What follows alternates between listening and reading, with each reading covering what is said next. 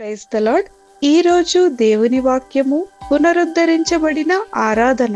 యెహోవా బలిపీఠమును బాగుచేసి దాని మీద సమాధాన బలులను కృతజ్ఞతార్పణలను అర్పించుచు ఇశ్రాయేలీల దేవుడైన యెహోవాను సేవించుడని యూదా వారికి ఆజ్ఞ ఇచ్చెను. 2వ దినవృత్తాంతములు 33వ అధ్యాయము 16వ వచనం. ఈ వాక్యంలో మనష్షే రాజు తన పాపాలను గుర్తించి దేవుని వైపు తిరిగిన తరువాత చేసిన మొదటి పని యెహోవా బలిపీఠాన్ని బాగు చేయడం.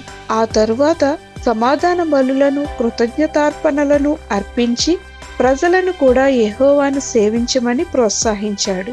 ఇది మనకు ఒక గొప్ప ఆత్మీయ పాఠాన్ని నేర్పుతుంది. దేవునితో మన సంబంధం దెబ్బతిన్నప్పుడు ముందుగా మన హృదయ బలిపీఠాన్ని బాగు చేయాలి. పశ్చాత్తాపంతో దేవుని సన్నిధికి వచ్చినప్పుడు ఆయన మనలను క్షమించి మన ఆరాధనను పునరుద్ధరిస్తాడు. కృతజ్ఞతతో కూడిన ఆరాధన దేవునికి ప్రీతికరమైనది.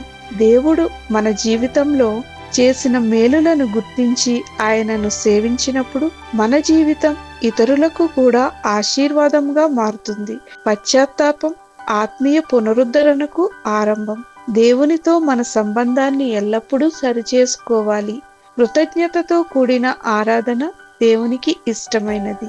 మన జీవితమే దేవునికి ఒక సజీవమైన బలిపీఠమై ఉండాలి. ప్రార్థన. ప్రభువైన యేసు, మా హృదయాలను పరిశుద్ధపరచి నీతో మా సంబంధాన్ని మరింత బలపరచుమని యేసుక్రీస్తు నామంలో ప్రార్థించుచున్నాము తండ్రి. ఆమేన్.